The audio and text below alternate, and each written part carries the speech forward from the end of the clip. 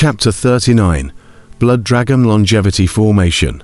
Great King Quadid, Jinzi Bai, Shi Yan, and a group of powerful people escorted the ancient sea flying boat slowly towards Dragon Vein City. On top of the flying boat, the soundproof formation that Gu Hai had turned on, the outside world couldn't hear the dialogue of the insiders. Mr. Gu, what you said earlier was true. The Dragon Vein is fake, Sima Feng said anxiously. Gu Hai took a deep breath and said, I don't know. Don't know, Sima Feng said in shock. Just now, it was just to stabilize the crowd and give me a chance to catch my breath. Gu Hai smiled faintly. But, you're even more dangerous now. Once you enter Dragon Pulse City, and they find out that you lied to them, won't it be? Sima Feng was worried. Gu Hai gently shook his head and said, No, as long as the person is fine, there's always a time to escape, isn't there? Sima Feng's face showed anxiety. Moreover, my guess may not be wrong. Gu Hai's eyes narrowed slightly. Jinzi Bai, Shi Yan, they came to Dragon Pulse City. They must have a purpose under Dragon Pulse City, the Death Grave Valley. There must be something, whether it's a good thing or a disaster, but I don't know. Gu Hai shook his head and said, You don't know? Then how can you find it? Sima Feng laughed bitterly. Just because I can't find it, doesn't mean when you can't find it. Gu Hai laughed. Me, how am I going to find it? Brother-in-law, earlier I already used the prophecy 1 month, only once. I can't see the future anymore, long when you worried. It's fine, aren't you able to avoid bad luck? For the next period of time, let's go round Dragon Vein City. Every corner, I'll be responsible for looking for a chance to leave. You'll be responsible for finding places of great evil and great auspiciousness. Digging 3 feet into the ground, you'll have to look for it, Gu Hai said in a deep voice. Wow, Long Wenyu nodded blankly. Soon, the group had arrived at Dragon Vein City.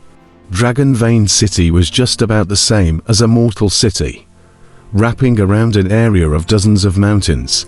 Gu Hai's eyes narrowed slightly. Hey, such a small area, and you need to cast a city. Now, it's becoming more and more certain of my guess.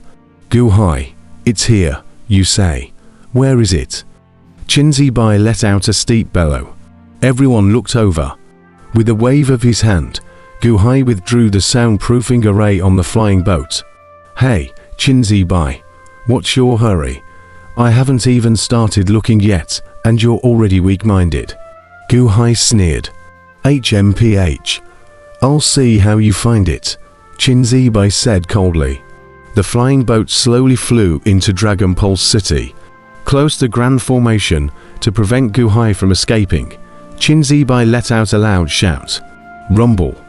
A boundary formed steeply on the city building, shrouding the sky above Dragon Vein City.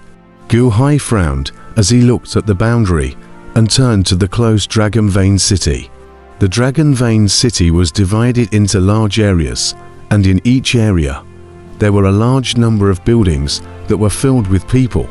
Gu Hai's group landed on top of a mountain peak. So many people, Long Wenyu was surprised. That's for sure. Whichever time a Dragon Vein appears, it's a gathering of a large number of clans, a large number of families, a large number of scattered cultivators. Here on one side, all the forces have brought their respective disciples and armies. Heh, just for the Dragon Vein, Gu Hai laughed coldly. All right, Gu Hai, you guys start looking. I'll accompany you, Quadid Great King said in a cold voice. Not only Jiao Great King, the surrounding group of patriarchs, a group of family heads, and all the major scattered cultivators were looking at Gu Hai with gloomy faces. And, as time passed, more and more powerful people got the news and either went to Gu Hai's near vicinity, or stared at Gu Hai from afar. One by one, the gazes they looked at Gu Hai were not very friendly. Gu Hai looked at the crowd, but smiled faintly and said, Gentlemen, it's impossible to find the treasure overnight. Next, I will search slowly. Those who can't wait, don't follow. HMPH. A crowd of cultivators snorted coldly. Then I'll start searching one area at a time. Gu Hai laughed. Please, Quadded Great King said in a cold voice. Wen Yu, come with me, Gu Hai called out. Calling Long Wen Yu, the group began to search a bunch of areas. Break that mountain. Gu Hai pointed towards a mountain. What are you looking at me for? A clan patriarch frowned. All of you want the treasure. Is it hard to follow me and contribute? Gu Hai looked at that sovereign. That sect master frowned. HMPH. If we can't find it, Gu Hai, I want you to look good. That patriarch quickly commanded the clan's disciples to start digging the mountain. After a large portion of the mountain was dug, Long Wen Yu shook her head. Gu Hai nodded and continued to move forward. That mountain, strip it for me, Gu Hai commanded another housemaster. That family head's face sank, followed by a chilling voice. I'll cooperate with you, but if you can't find the treasure, Gu Hai, I'll make you look good. Gu Hai didn't pay any attention to the fact that there was Long Wen Yu standing next to him and didn't care. That family head commanded the army brought in to start digging the mountain. Gu Hai constantly instructed the group of family lords and patriarchs to do things as if he was provoking the strongest of the crowd. Occasionally, Gu Hai glanced at Shi Yan, who was not far away. Shi Yan looked at Gu Hai with a cold smile. Earlier, he was worried that Gu Hai would curry favor with this group of cultivators and turn against himself, but now, Gu Hai himself was making a fool of himself. If you can't find the treasure, you don't need to do it yourself. The resentment of this group will finish you off. When the Dragon Pulse City Grand Formation was opened, there was no place to escape. Oh, hey Yan, where's Qin Zibai? Gu Hai was puzzled. There's no need to report Lord Qin's whereabouts to you, right? He Yan sneered. Gu Hai glanced at the Quad Master, and the Quad Master frowned slightly. It also checked around. Indeed, Qin Zibai had disappeared. Gu Hai, hurry up and look. With this progress you're making, how long will you find it?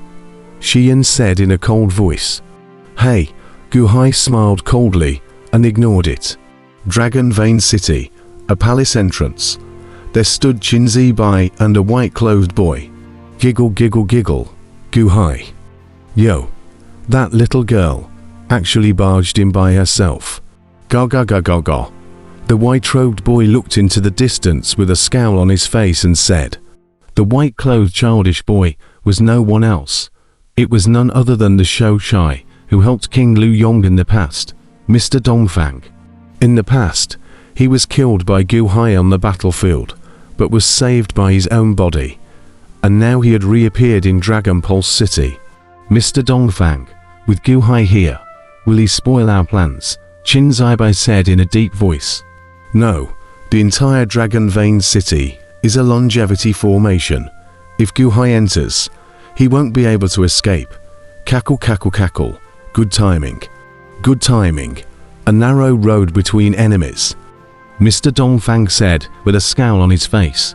Aren't there enough people now? Qin Zibai frowned. Still a little short. Don't worry. There will be more and more people entering this blood dragon longevity formation of mine. Mr. Dongfang sneered. What's down here? Gu Hai said, there's a treasure. Is that so? Qin Zibai curiously said. Treasure? Hehe, perhaps you're just responsible for cooperating with me. Mr. Dongfang said indifferently. But Gu Hai, Hehe, don't worry. With my blood dragon longevity formation, no one can discover it. Emperor Shu promised that he would let you guys cooperate with me. So just cooperate with me. Don't ask much about the rest, Mr. Dongfang said in a cold voice. Qin Zibai frowned slightly, obviously a little offended. You also don't look at me with this kind of eyes. Hey, this time, it's not just me, my essence, but I personally promised Emperor Shu that I would be responsible for helping him deal with Dakian Shou Shai. You guys should be content Mr. Dongfang said in a cold voice. Under the Dragon Vein City, within an underground palace. Within the underground palace, there lived a fat and a thin to people. Ziwei, who was as fat as a giant mountain, and Chongsheng, who was as thin as a skeleton. On this day, Ziwei was within a giant underground palace hall. A large amount of soft hair suddenly emerged above his hands, and the soft hair was brushed in the air as if it was dyed with ink. Within the underground palace, the figure flung itself around, and the ink was suddenly waved out. Clatter, clatter, clatter. The ink landed on the ground and immediately formed thousands of black runes. Buzz. Steeply, the earth under the Earth Palace turned red, as if it had turned into a branding iron, and endless flames seemed to be about to rush out from the ground.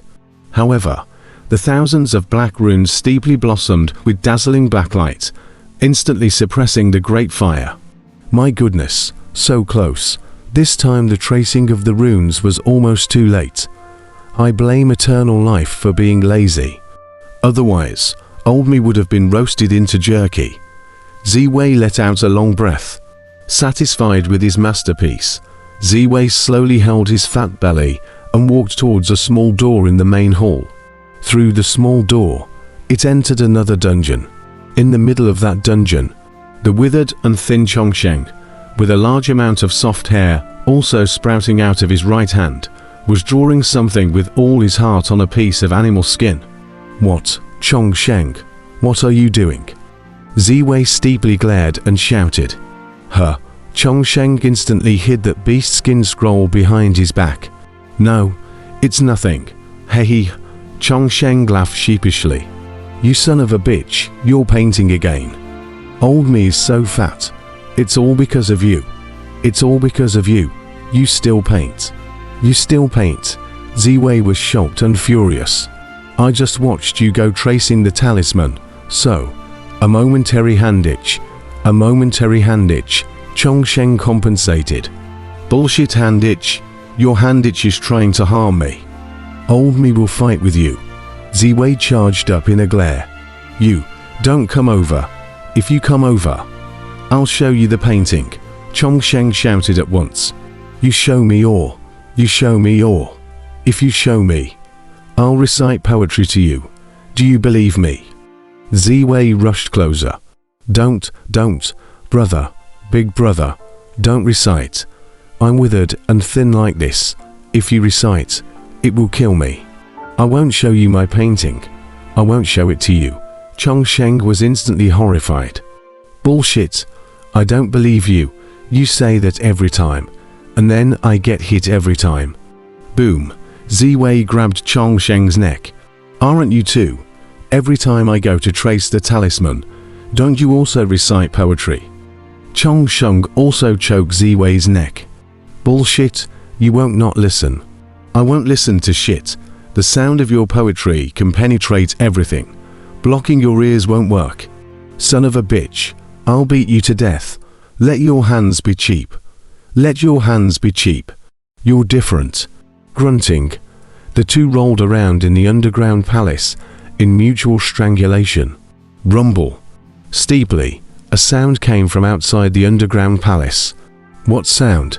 Ziwei was slightly stunned. The two stopped at each other's throats and listened to the outside world. Brother-in-law, we can't dig. This can't be dug. Quickly go. Quickly get away from here. Long Wenyu's voice came down anxiously. Someone found us. Changsheng's eyes glazed over. Saved. Quick. Come on people. Dig. Ziwei was instantly excited.